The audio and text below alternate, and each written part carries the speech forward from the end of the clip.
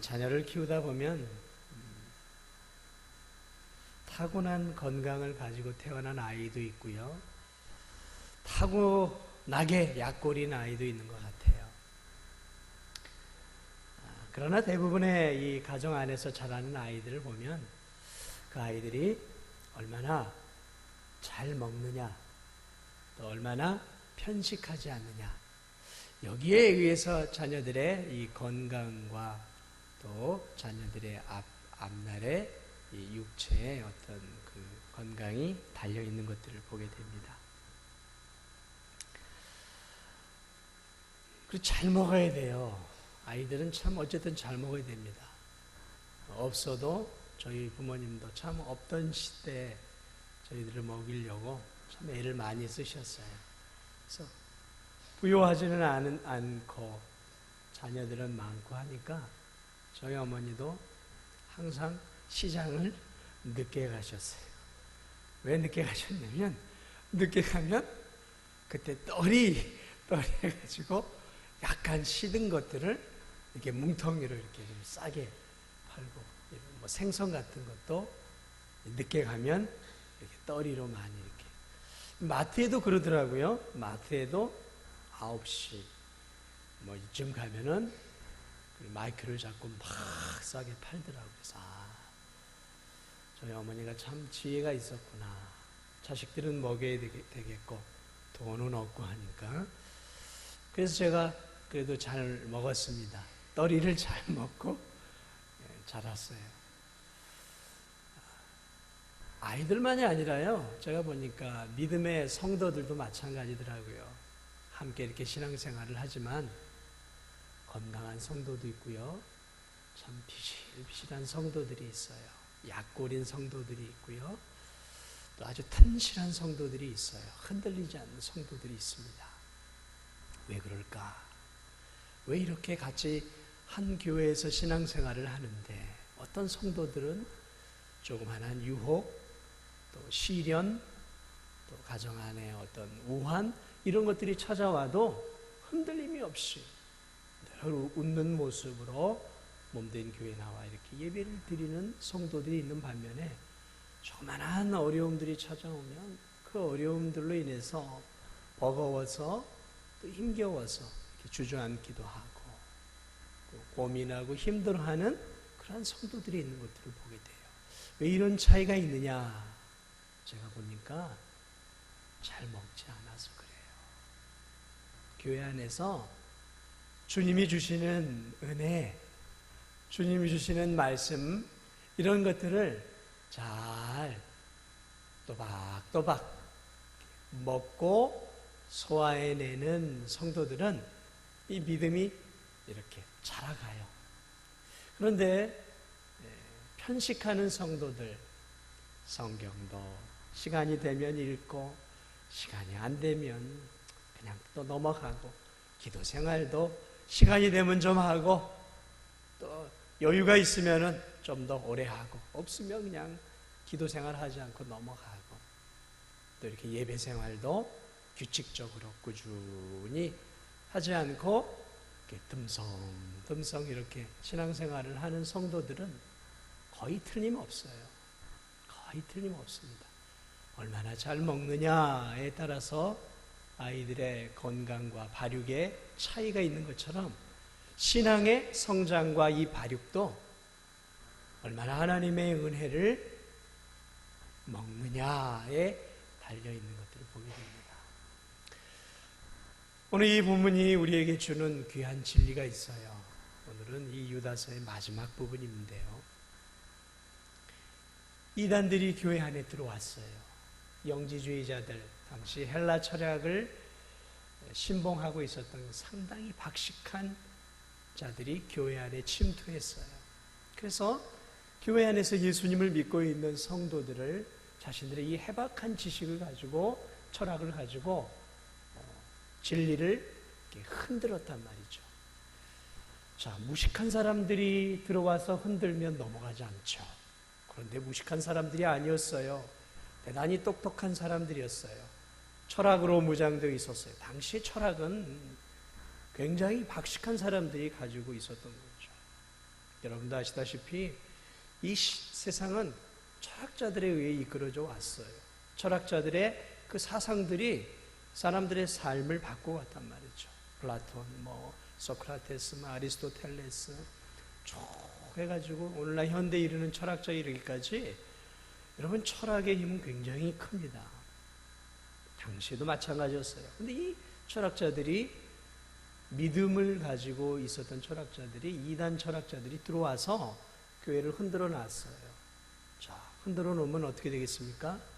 아까도 제가 말씀했지만 하나님 말씀으로 잘 무장되어서 말씀으로 잘 차곡히 쌓인 성도들은 그것들을 잘 이겨낼 것이고 또 그러한 달콤한 그 가르침들에 넘어가는 성도들도 나온다라는 것이죠. 그러니까 이 유다서를 썼던 이 사도 유다가 이렇게 보니까 교회들 안에 이러한 영지주의 이단들로 인해서 성도들이 두 부류로 나눠진 거예요. 하나는 흔들림 없이 그들이 믿었던 예수 그리스도를 탁 붙잡고 변함없이 신앙생활을 하고 있었어요. 그런데 한 부류는 흔들렸어요. 그래서 조금 흔들리고 의심하는 성도들도 있었고 완전히 거기에 혹해서 빠져 들어간 성도도 있었고 아예 완전히 영적으로 보면 만신창이가 되어버린 도무지 어떻게 손을 쓸 수 없는 그렇게 영적으로 타락해버린 성도들이 나왔다라는 것이죠. 그래서 오늘 이 본문의 마지막 부분은 어떤 부분이냐면 그렇게 이 어려움을 당한 성도들 어떻게 해줘야 되느냐는 것이죠. 그래서 이 먼저 도대체 어떤 이단들이 교회에 들어와서 흔들었느냐를 다시 한번 우리가 좀 살펴보고 그 다음에 교회에서는 그러한 연약한 성도들을 어떻게 대하고 어떻게 그런 어려움들을 교우들이 도와줘야 하는가 이런 부분들을 우리 본문이 좀 실제적으로 다루고 있어요. 자, 당시 영지주의자들은 교회 안에 무엇을 갖고 들어왔냐면 두 가지를 갖고 들어왔어요. 하나는 뭐냐면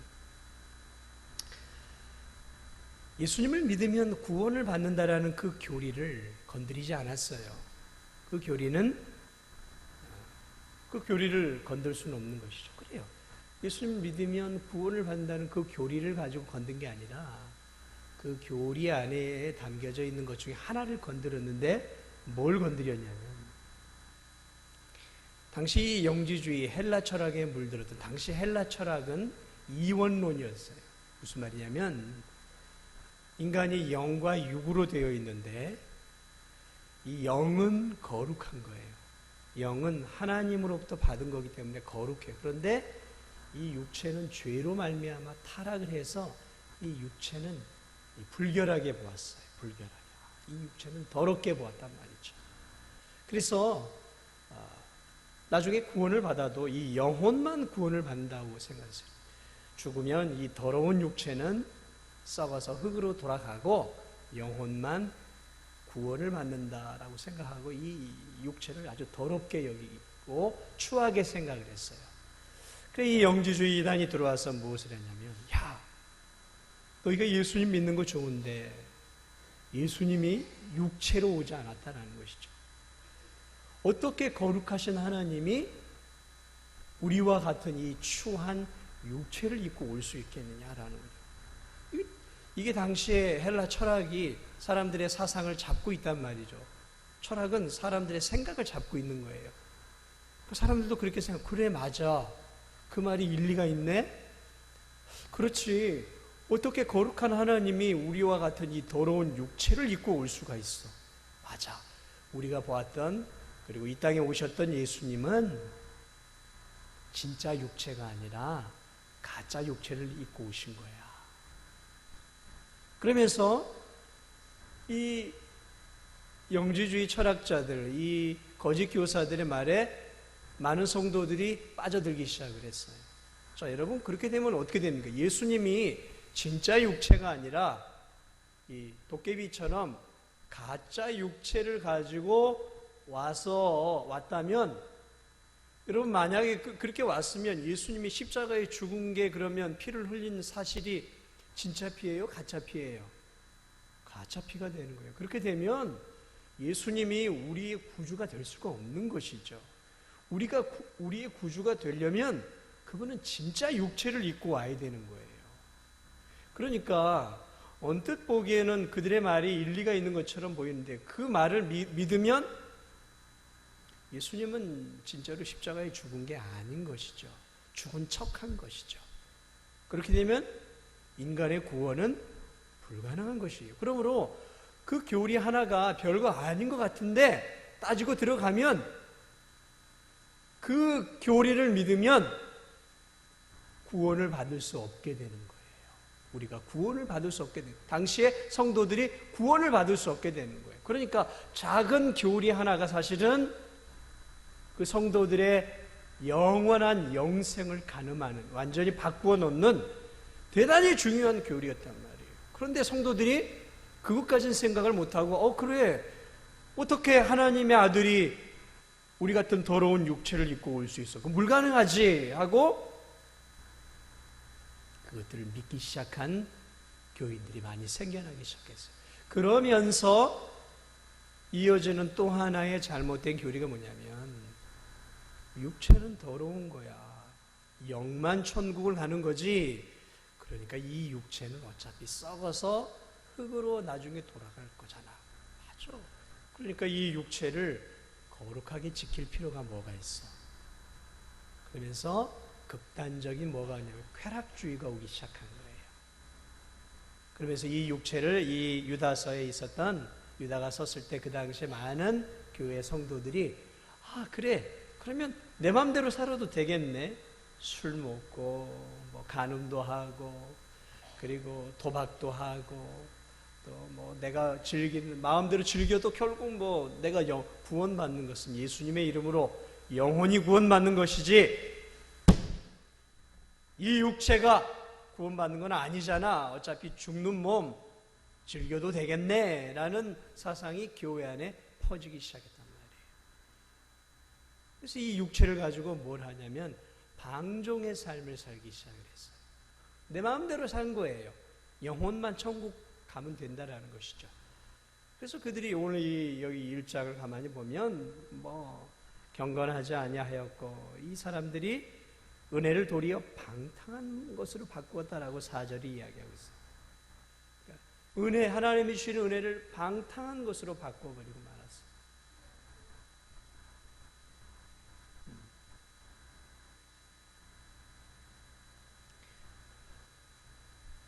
자, 은혜를 방탕한 것으로 바꿔버리면서 교회가 어떻게 되기 시작했냐면 그 교리에 빠져들면서 믿음이 튼실한 교인들은 그것을 이겨냈는데 믿음이 연약한 교인들이 이 세 가지 부류로 이렇게 나눠져 버리는데 그 이단에 이제 빠져들기 시작한 거예요. 그래서 오늘 한번 볼까요?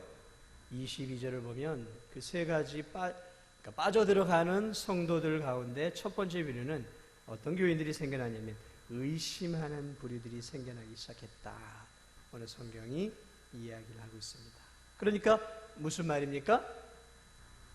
굳건하게 믿었던 진리, 오늘 우리가 믿고 있던 그 진리의 믿음을 가지고 있었던 성도들 가운데 이제는 의심하는 성도들이 생겨나기 시작했어요. 맞아. 저 이야기가, 저 박식한 저 교사의 말이 정말 새롭다. 이야, 그럴듯하다. 그럴 수 있겠다. 그러면서 기존에 들어왔던 참된 이 진리보다는 그 거짓 교사들이 해줬던 그 말들이 어떻게 다가오냐면 더 달콤하게 다가오기 시작한 것이죠. 더 새롭게 느껴지기 시작을 하는 거예요. 와, 그동안 내가 저 디모데 목사에게, 바울 목사에게 들었던 그 말씀은 좀 진부한 것 같았는데 저 사람은 굉장히 새로운 것들을 나에게 가르쳐주네. 이야, 진리가 이렇게 새롭구나 하면서 그쪽으로 이렇게 기존의 진리를 의심하고 그 이단의 그 교리들이 저들의 마음속에서 이렇게 달콤하게 들려오면서 기존의 진리를 부정하면서 의심하는 성도들이 생겨나기 시작을 하죠. 여러분, 이단에 빠져 들어가기 시작하는 성도들의 첫 번째 특징이 뭔지 아세요? 신천지든 무슨 여호와 증인이든 또 이렇게 해서 빠져 들어가는 성도들의 첫 번째 모습이 오늘 여기하고 똑같아요. 그들이 가르쳐주는 그 성도들을 타겟으로 하잖아요. 성도들을 타겟으로 해서 어머니 하나님을 아세요? 어머니 하나님이요. 새로운 거예요. 놀라운 진리예요. 아버지 하나님밖에 생각을 못했는데 어머니 하나님을 이야기하니까 너무 새로운 거예요.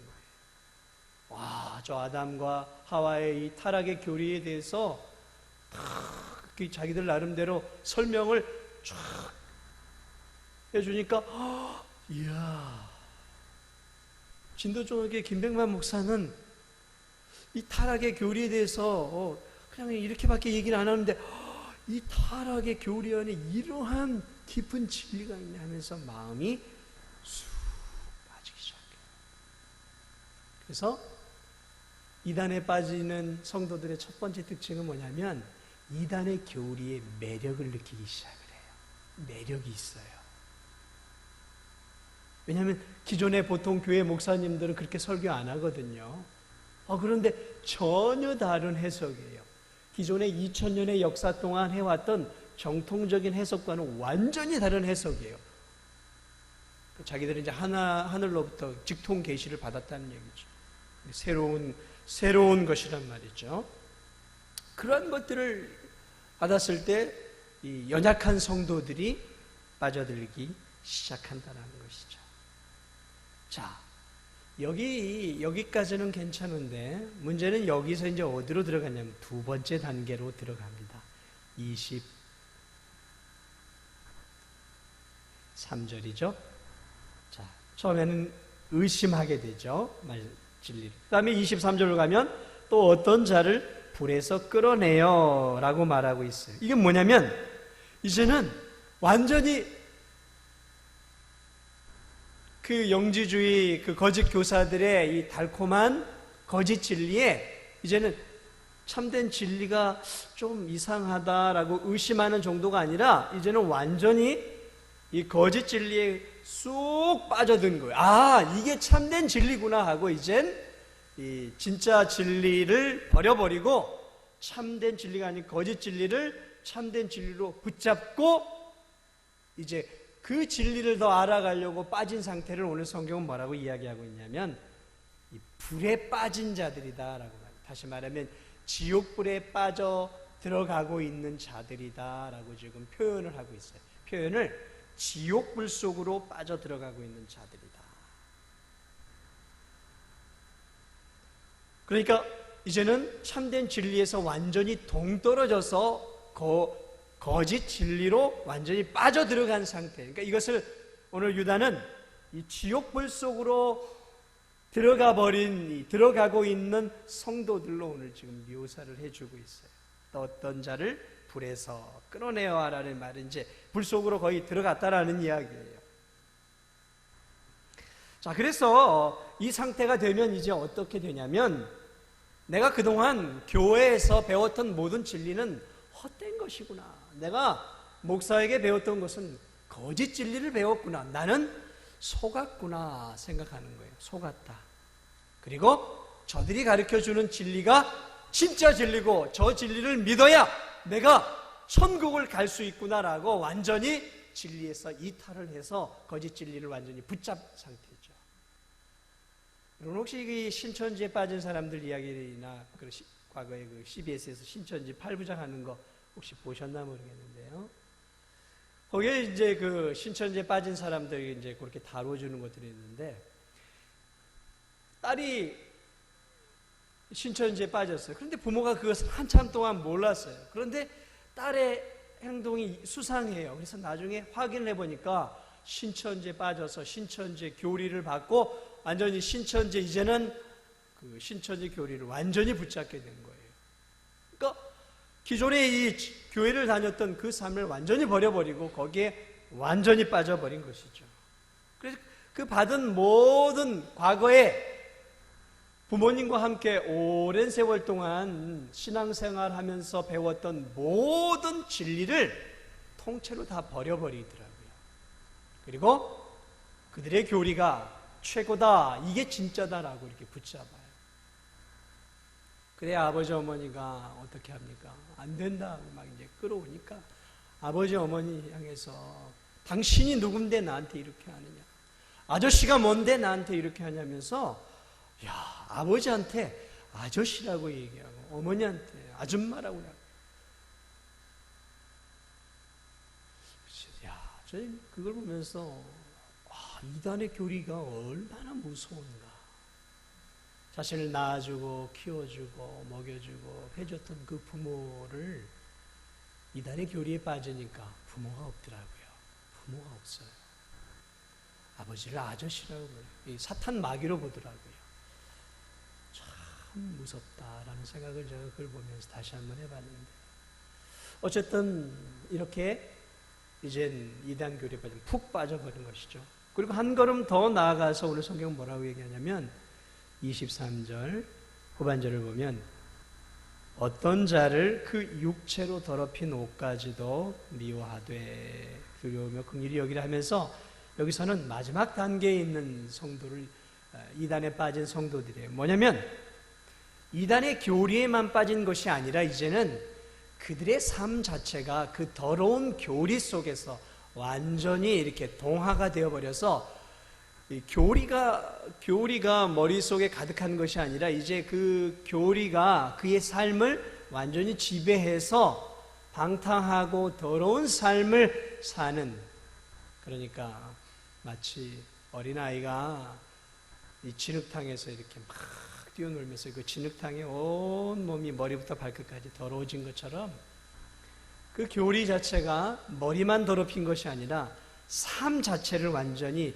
방탕한 삶, 더럽고 하나님 앞에서 추한 죄악된 삶으로 완전히 덮어져 버린, 정말 도저히 손을 쓸 수 없는 단계까지 이들은, 그러한 성도들이 당시 교회들 안에 있었다라는 거죠.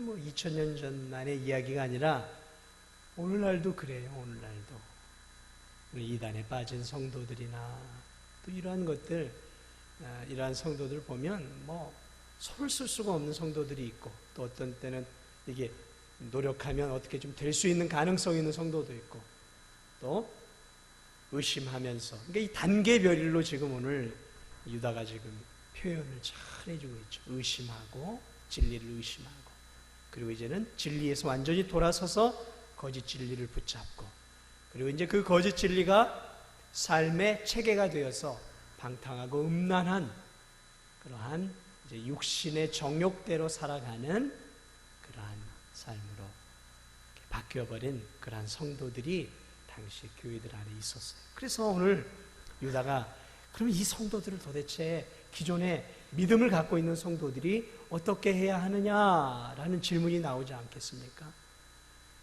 그러한 질문들이 나온단 말이죠. 도대체 그러면 이단에 빠져가고 있고 빠져버린 성도들을 어떻게 교회와 성도들이 대처를 해야 하느냐라는 질문 앞에서 오늘 유다는 이렇게 이제 제안을 합니다. 다시 한번 볼까요? 22절 보면 어떤 의심하는 자들, 이제 의심하는 자들이 있다 그랬죠?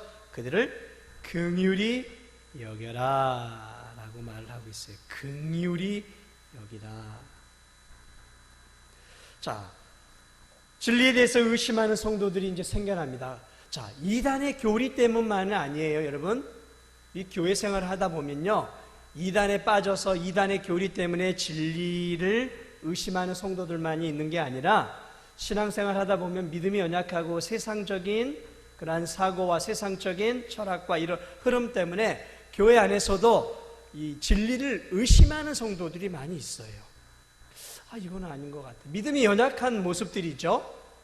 이단만 이제 우리가 좀 적용을 하는 거예요. 이단만이 아니라 교회 안에서 바르게 신앙생활을 하더라도 의심을 하는 성도들이 많이 있단 말이죠. 의심을 하는 성도들. 그 진리에 대해서 동정녀 탄생이 도저히 믿어지지가 않는 성도들이 있어요. 홍해가 갈라지는 것이 믿어지지 않는 성도들이 있어요. 때로는 오병이어의 기적이 일어나는 것들을 믿어지지 않는 성도들이 있어요. 의심하는 성도들이 있단 말이에요. 왜요? 자신이 가진 이성과 자신이 가진 논리적인 사고로는 도무지 이해가 안 되는 것들이 있어서 신앙생활 하면서도 그러한 것들로 인해서 의심한단 말이죠. 그러한 성도들이 있을 때, 내가 알 때 그러한 성도들을 향해서 우리가 어떤 자세를 가져야 되냐면, 교회 생활 5년 10년 집사 직분까지 받고 그렇게 의심하냐고 하면서 혼을 막 내면 되겠습니까? 안 되겠습니까? 어떤 분들 막 혼을 내요. 자신은 흔들림이 없다 이거죠. 나는 흔들림이 없는데 말이야, 그렇게 흔들리고 혼을 내요. 그리고 때로는 저거밖에 안 돼 하면서 그러한 성도들을 무시하고, 그러한 성도들에 대해서 이해하지 못해. 근데 오늘 성경은 뭐라고 얘기하고 있어요? 긍휼히 여기라 그랬어요. 긍휼히 여기라. 불쌍히 여기라는 것이죠. 여러분, 진리를 이해 못하는 것이 단순한 이성의 문제일까요? 여러분, 예수님을 믿고 안 믿고, 동정녀 탄생을 믿고 안 믿고, 성경의 진리를 믿고 안 믿고가 이성의 문제고 IQ의 문제겠습니까? 아니에요. IQ의 문제가 아니에요. 경험의 문제가 아니에요. 이성의 문제가 아니라고요. 여러분, 이 자리에 앉아있고 밖에 세상 사람들이 즐기고 놀러 다니는 여러분과 저 사람의 차이는 이성의 차이가 아니에요. 하나님의 은혜의 차이예요. 은혜의 차이. 그러니까 우리가 그러한 연약한 성도들, 성경에 대해서 의심하고 때로는 다른 왜곡된 진리에 대해서 수용하고 막 받으려고 하고 그쪽에 마음을 빼앗기는 성도들이 있을 때 우리는 그들을 향해서 손가락질을 할 것이 아니라 불쌍히 여기는 마음을 가져야 되는 거예요. 그리고 이 불쌍히 여긴다는 말 속에는 우리가 어떻게 해야 되겠습니까? 그들을 위해 기도해 주고, 그리고 그들이 바른 진리를 가질 수 있도록 우리가 어떻게 해야 돼요? 도와줘야 되는 것이죠. 긍휼히 여긴다는 것은 그러한 의미가 있는 거예요. 그러므로 여러분, 내 믿음이 여기까지 온 것 자랑하지 마세요.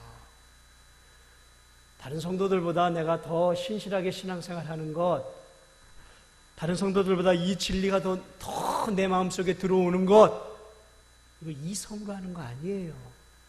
하나님이 은혜를 주시고 하나님이 내 머리로 이것들이 받아질 수 있도록, 이 4차원적인 지식이 정말 내 마음속으로 받아질 수 있도록 하나님이 내 영혼의 눈을 열어주시기 때문에 이게 믿어져서 이 자리에 앉아있는 것이잖아요.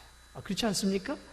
그래요. 그러니까 여러분, 믿음이 연약한 성도들, 진리에 대해 좀 의심하는 성도들, 그러한 성도들을 여러분들이 바라볼 때 도리어 안타까운 마음을 가지고 그들의 영혼을 위해 기도해 주고, 그들이 더 진리 가운데로 올 수 있도록 내가 뭘 해줘야 돼요?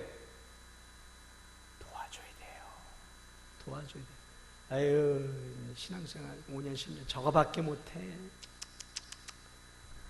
이러면서 째려보고, 죄송합니다. 제가 그랬어요. 성도들, 저거밖에 안 되나 아직도. 그런데 그러면 안 되더라고요. 물론 그건 있어요. 내가 규칙적으로 하나님 말씀을 먹고 규칙적으로 기도하고 규칙적으로 은혜를 사모하면 점점 더 깊은 데로 가는 것은 사실이에요. 그런데 자꾸 학교 빠지는 학생처럼 그냥 자꾸 교회 생활하는 거 소홀히 하고 믿음 생활 소홀히 하고, 그러니까 어떡하겠어요? 진리가 내 안에서 굳어지질 못하는 것이죠. 물론 나의 책임도, 개인의 책임도 있는 것이죠. 그러나 기본적으로 우리의 마음속에는 어떤 마음을 가져야 돼요? 긍휼히 여겨야 돼요. 불쌍히 여겨야 된단 말이죠. 불쌍히 여겨야 돼요. 자, 두 번째, 이 의심의 단계를 넘어서 이제 이단 속으로 쑥 빠져들어간 성도들이 생길 수 있단 말이죠. 그런 교회들이 목포 안에도 많아요. 막 함께 막 먹고 마시고 신앙생활했던 성도가 어느 날 완전히 신천지 교인이 되어가지고 완전히 막 길에서 만나도 아는 체도 하지 않아요. 아는 체도 하지 않아요. 제가 아는 목사님 제가 얘기했나요?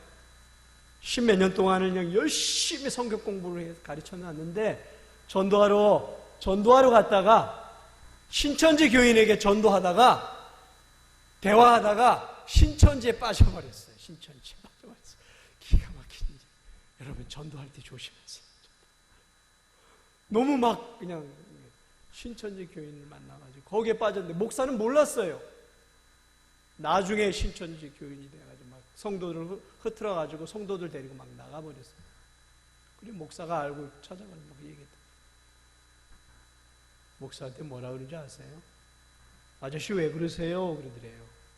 10몇 년 동안을 그 목사님이 그 작은 교회 개척교회 목사님이 마음을 다해서 가르쳤던 정말 오른팔과 같았던 성도였는데 아저씨 왜 그러세요? 그러더래요. 참 기가 막힌 일이죠. 우리 교회는 그런 일이 없었으면 좋겠습니다.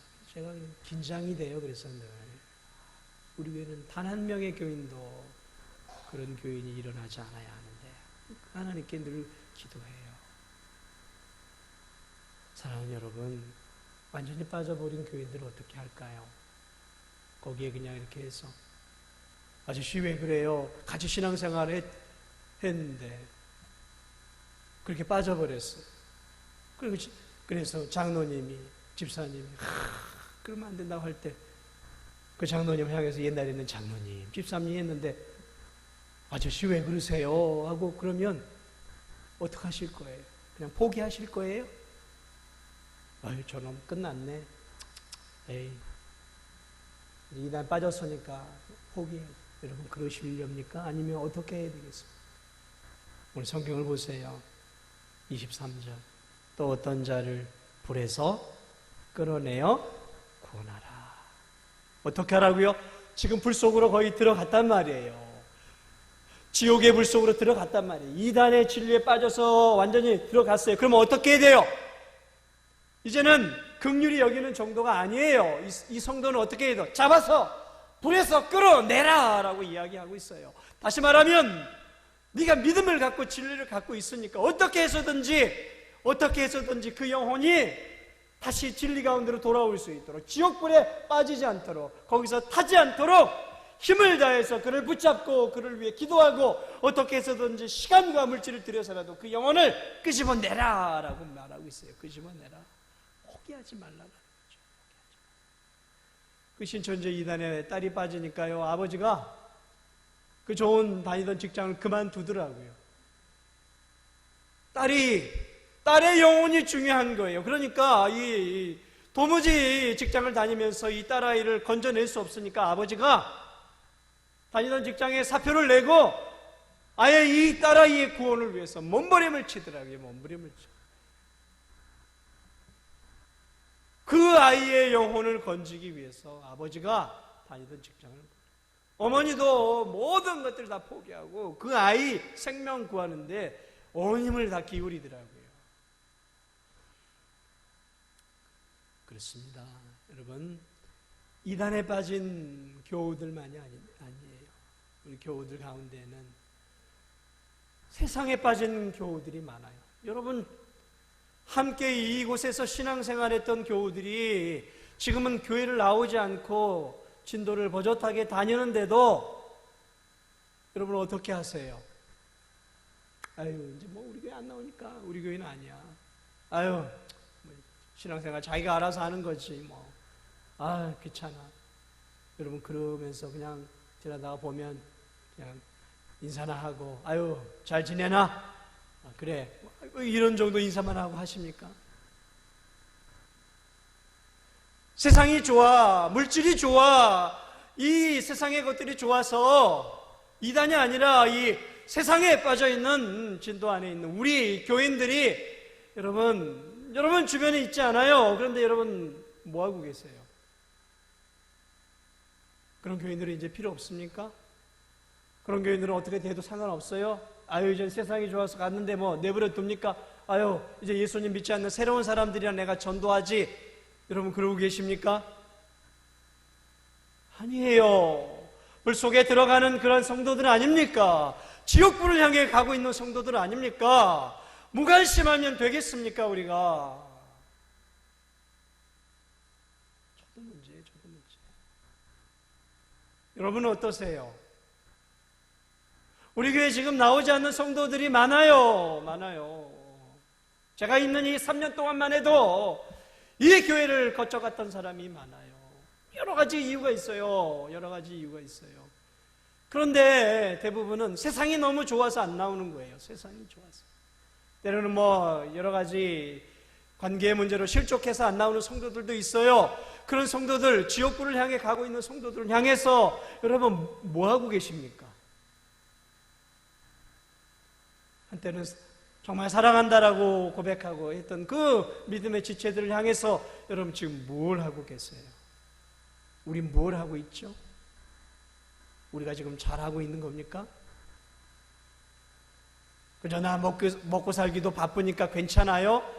지옥불로 향해 세상을 향해 저 불나방처럼 뜨거운 불 속을 향해서 전등불을 향해서 자기 몸을 태우는 그 불쌍한 그 불나방처럼 세속 속에 빠져서 교회 나오지 않는 그 성도들, 우리 안에 불쌍한 마음이 없다면, 그들을 향해서 뭔가 몸부림치는 노력의 흔적들이 없다면 우리가 정말 진실한 그리스도인들일까요?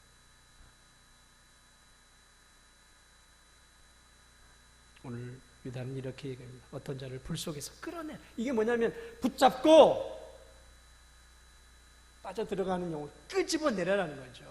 막 활을 타고 불 속에 타고 있는데 거기 저 안에 내 귀한 물건이 막 타고 있단 말이에요. 그럼 어떻게 해요? 막 뛰어가서 그 물건 끄집어내지 않습니까? 그렇게 해야 한다는 것이죠.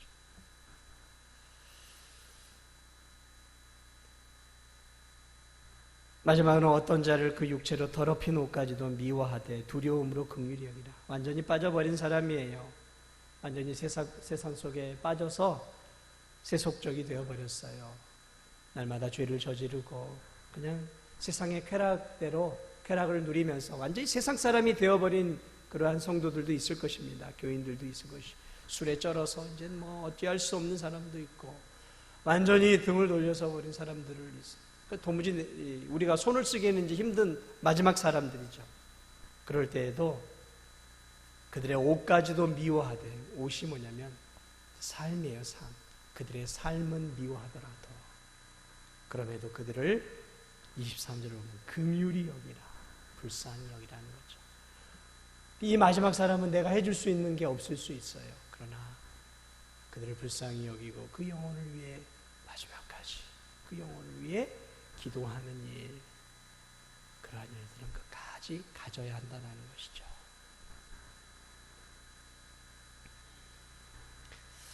참 이 유다서를 통해서 우리는 교회 안에 늘 좋은 신실한 성도들만 있는 것이 아닌 것을 다시 한번 보게 됩니다. 교회 안에는 엄마 젖을 잘 먹고 잘 자라는 아이처럼 하나님의 말씀 또 영적인 기도를 통해 은혜를 누리면서 건강하게 잘 자라는 성도들도 있어요.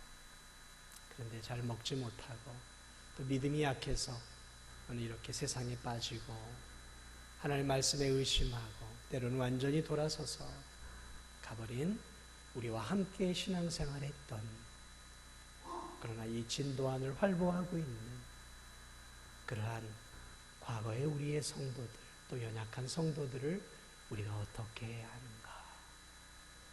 우리가 믿음을 지키고 있고 은혜를 주셔서 이렇게 신앙생활을 하고 있다면 우리는 그들을 위해서 무엇을 해야 하는가라는 그러한 다시 한번 우리들이 무엇을 해야 하는지에 대한 깊은 고민을 하게 되는 것이죠.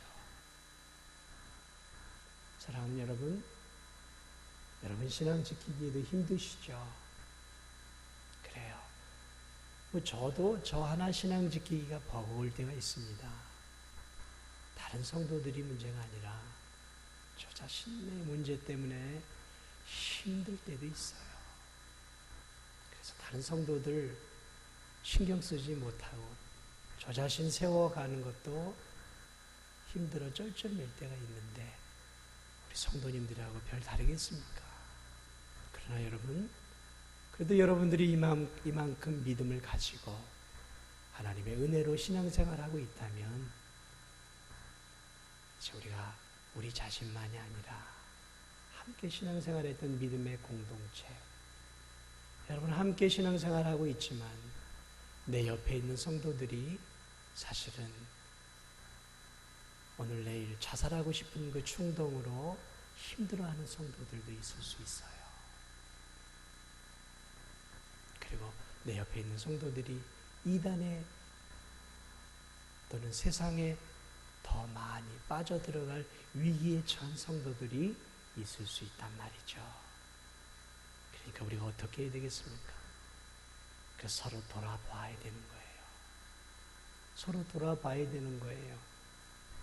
그리고 그들이 믿음 안에 설 수 있도록 내가 할 수 있는 범위 안에서 기도해주고 관심을 기울여주고 그리고 그리스도의 사랑으로 내가 할 수 있는 범위 안에서 때로는 권면해주고 때로는 충고도 해주고 때로는 진리의 말씀을 가지고 훈계도 하고 화도 낼 수 있겠죠. 이렇게 살면 안 된다. 이렇게 살면 지옥 간다고 분명하게 얘기도 해줄 수 있어야 되는 거 아니겠습니까? 지옥 불 속으로 떨어져 가는데도 그저 잘 지내는가? 교회를 안 나와 세상 속에 빠져 들어가는데도 만나서 그래 평안한가? 요즘 잘 지내는가?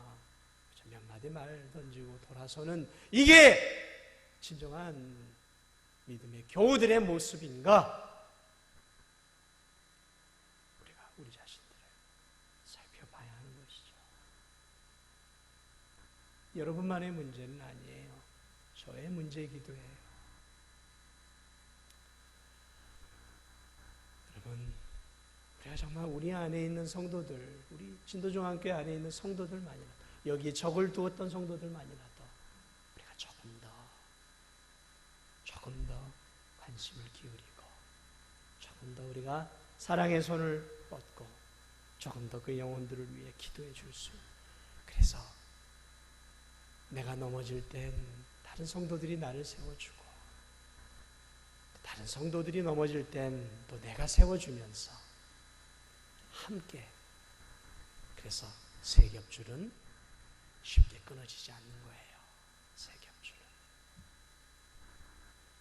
그러한 우리 성도들이 다 되었으면 좋겠습니다. 우리 시간